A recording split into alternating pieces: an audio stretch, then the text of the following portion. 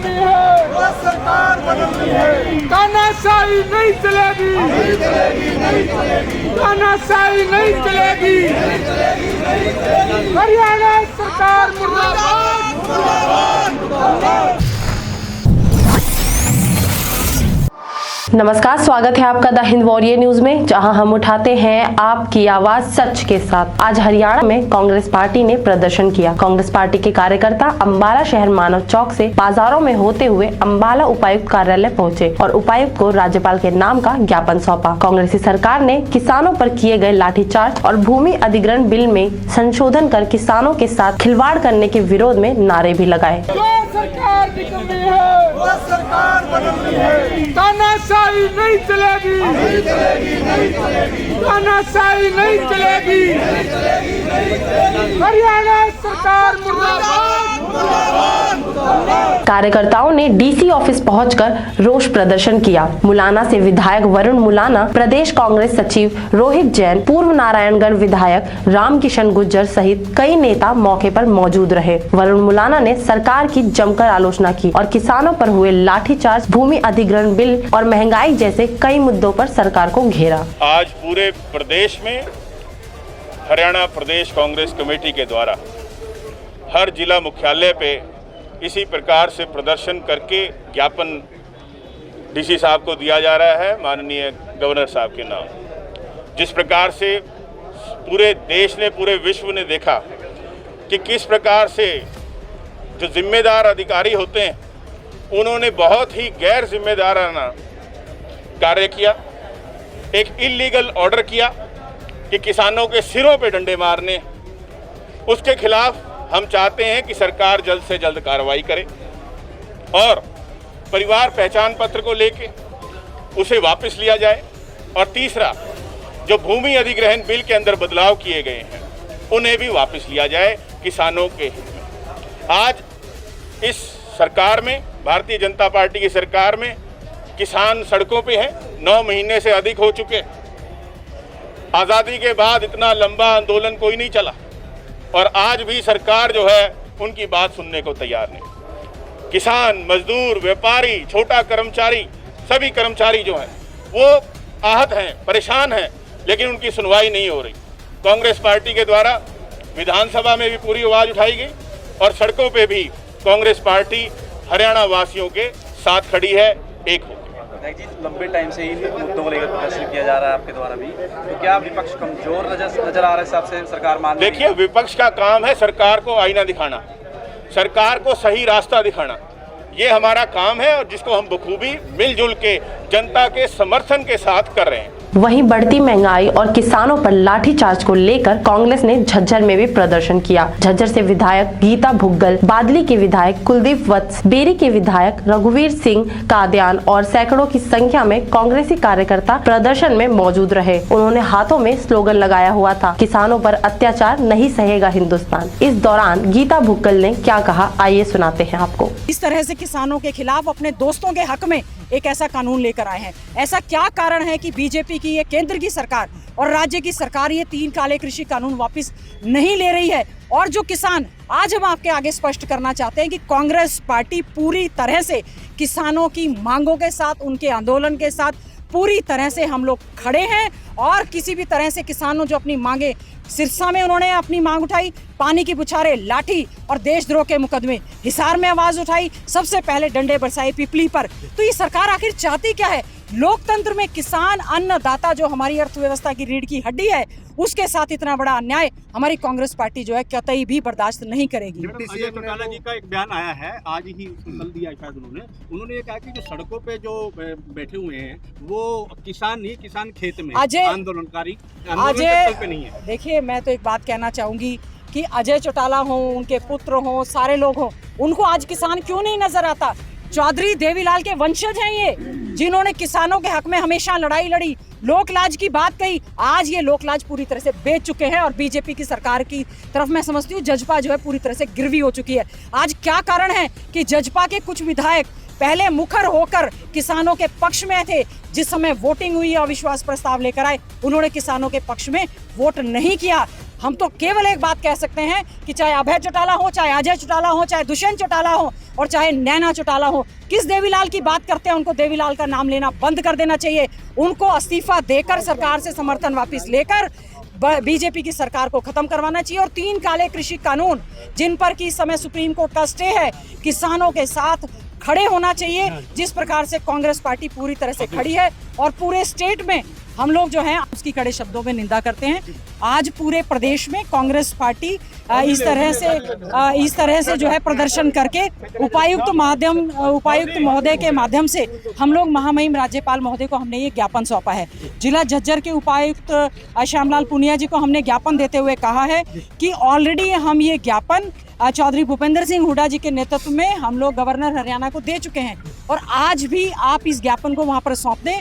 Congress party कतई ये बर्दाश्त नहीं करेगी कि जो किसान हमारे 9 महीने से धरना प्रदर्शन कर रहे हैं, 500 से ज़्यादा किसान अपनी शहादत दे चुके हैं और जब वो अपनी आवाज़ उठाते हैं तो ये खट्टर सरकार, बीजेपी की और जजपा की निकम्मी सरकार उनके ऊपर देशद्रोह के मुकदमे जो है वो दायर करने का काम करती है। पहले तो देशद्रोह के मुकदमे और अब उसके बाद एक एसडीएम को क्या इतनी पावर्स हैं कि वो ये आदेश दे कि किसानों के सर आप फोड़ दें और बिना सर फोड़े कोई वापस ना आए। हम चाहते हैं ऐसे अधिकारी के खिलाफ सख्त से सख्त कार्रवाई होनी चाहिए। इस सरकार को उसको बर्खास्त करना चाहिए या फिर खट्टर साहब को मान लेना चाहिए कि उनके आदेशानुसार ही किसानों के जो है वो सर फूटे हैं। हमारा ये वो प्रदेश है जिसमें जय जवान और जय किसान का नारा दिया जाता है। ऐसी दुर्भाग्यपूर्ण स्थिति पैदा हुई जहां पर जवानों को ये आदेश दिए गए कि आप अन्नदाता का, किसानों का सर फोड़ दें। हम इसकी निंदा करते हैं। उसी के सिलसिले में आज हमने जिला झज्जर में हमने जो है उपायुक्त महोदय को ये ज्ञापन सौंपा है और हमें दुख है। हमने कल ही उनसे समय लिया था, फिर भी उन्होंने हमें यहाँ पर बैरिकेड्स लगाए। विधानसभा में जब हम गए, आदरणीय चौधरी भूपेंद्र सिंह हुड्डा जो हमारे लीडर ऑफ अपोजिशन है, वहां पर इन्होंने हमारा रास्ता रोकने की कोशिश की।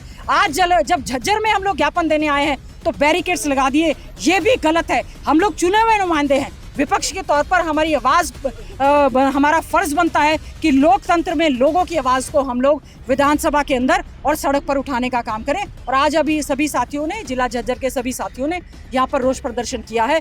और दूसरा बिल भूमि अधिग्रहण को लेकर, जिसमें किसानों के 3 काले कृषि कानूनों के साथ साथ एक ये काला कानून और जोड़ा है कि लैंड एक्विजिशन को लेकर, तो हमने इसको भी महामहिम राज्यपाल महोदय से अनुरोध किया है कि इसको राष्ट्रपति महोदय को आप असेंट के लिए ना भेजें। गीता भुग्गल ने कहा कि सरकार अपना विश्वास खो चुकी है, बढ़ती महंगाई पर कोई भी कंट्रोल नहीं है। वहीं विधायक कुलदीप वत्स ने भी सरकार पर तंज कसा।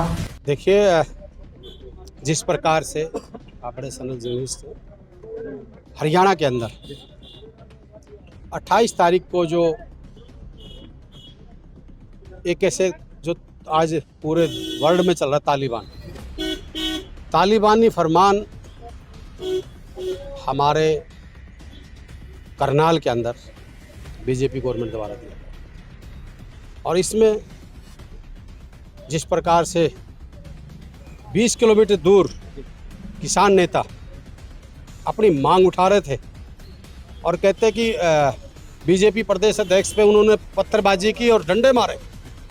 मैं आपके माध्यम से कहना चाहता हूँ माननीय मुख्यमंत्री जी और प्रदेश अध्यक्ष को कि आप वो वीडियो देखें।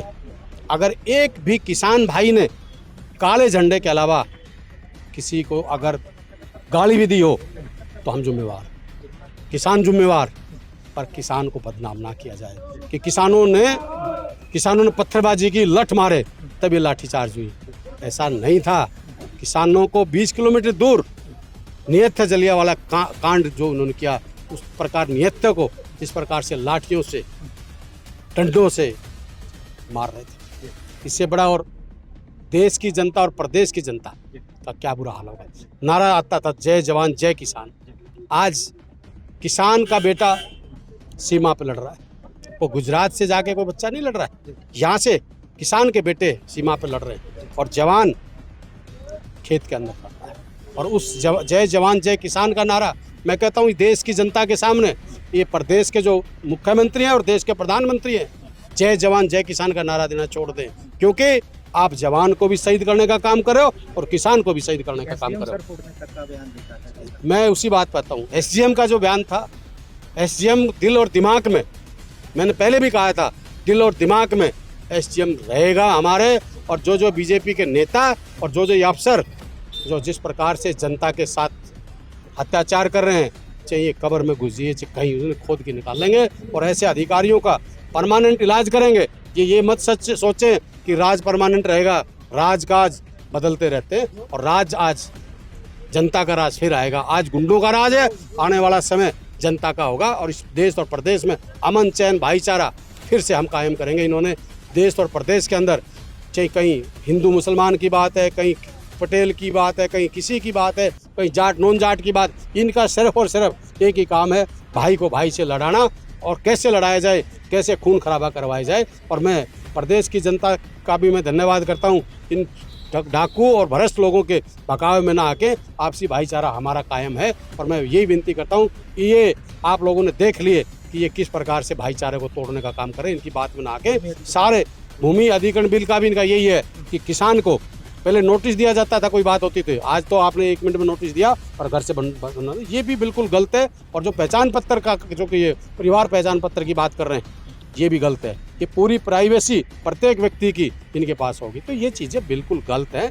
और देश और प्रदेश के अंदर आज राज नहीं चल रहा, गुंडा राज चल रहा है। रोहतक से भारतीय जनता पार्टी के सांसद अरविंद शर्मा ने कांग्रेस समेत तमाम विपक्षी पार्टियों की किसान आंदोलन में भूमिका को लेकर कई सवाल उठाते हुए कहा कि जहां एक तरफ भारतीय जनता पार्टी किसानों की आय को दुगना करना चाहती है, वहीं विपक्ष मिलकर किसानों को गुमराह करने में लगा हुआ है। उन्होंने सवाल किया कि कांग्रेस बताए उन्होंने अपने लंबे समय तक सत्ता में रहने के बाद भी किसानों के लिए क्या किया है। 36 बरादरी के आशीर्वाद से मैं चौथी बार सांसद हूँ और मैं कांग्रेस में भी रहा हूँ। आपने देखा 55 साल के करीब, उससे भी ज़्यादा कांग्रेस ने राज किया, अलायंस में भी राज किया। और ये मेरी पार्लियामेंट में मैं कई दफ़ा इस बात पर चर्चा में मैं हिस्सा भी लिया, मैं बोला भी मैंने टाइम लेकर के भी कि भी कुछ छोटा किसान, बड़ा किसान, मंझला किसान कोई एक काम कर ले, अपने लड़के लड़की की शादी कर ले, कोई ट्रैक्टर ले ले, कोई मकान बना ले, कोई बच्चे ना अच्छा पढ़ा ले, डॉक्टर बना ले, इंजीनियर बना, अच्छा पढ़ा ले, उसका कर्ज टूटता नहीं था। ये बात मैंने पार्लियामेंट में बोली हुई, वो आगे मैं अपने प्रोसीडिंग निकाल करके आपको दे दूंगा। लेकिन मोदी जी ने ये सोच रखते हुए कि किसान की आमदन को मैं कैसे बढ़ाऊं, कैसे उसको दुगना करूं, एक दिल में सोच थी। अलग अलग तरह की कई योजनाएं दी किसानों के लिए, किसान सम्मान निधि योजना, फसल बीमा योजना, soil testing, there is plenty of योजना कि किसानों की आमदन को मैं कैसे दुगना करूं। इसी के तहत में तीनों कानून लेकर के आए गए। सहमति थी, सारी बातें थी। और उसके बाद क्या हुआ, किस तरह की बातें आई, ये सारा गेम विपक्ष का गेम। विपक्ष में भी आप देखोगे कांग्रेस इसमें सबसे मजबूती के साथ पार्ट प्ले कर रही है, और भी सारा विपक्ष का गेम है। जबकि आप इतने साल रहने के बावजूद भी आज किसान अगर धरने पर बैठा है, इतने साल बावजूद रहने के बावजूद भी आपने किसानों के लिए कराया क्या? किसानों के लिए क्या किया? अरे अगर किसानों के लिए आप करते तो ये नौबत ही नहीं आती, ये नौबत ही नहीं आती। अब जब कोई करने जा रहा है, भारतीय जनता पार्टी नरेंद्र मोदी जी का नेतृत्व जब करने जा रहा है, तो उसमें रुकावट डालो, उनको गुमराह करो, उनको विचलित करो कि भी आपके कानून ठीक नहीं हैं। और जो असलियत में जो किसान है, जैसे आपने 15 अगस्त पर मोदी जी ने कितने अच्छे तरीके से विस्तार से बात बताई कि करीबन 80% से भी ज़्यादा छोटा किसान, वो किसान बिल्कुल चाहता है कि भी जो ये कानून आए हैं उसका मैं फ़ायदा उठाऊं। ऐसी ही तमाम बड़ी खबरों के लिए बने रहिए हमारे साथ। हमारे चैनल को लाइक, शेयर और सब्सक्राइब कीजिए। धन्यवाद।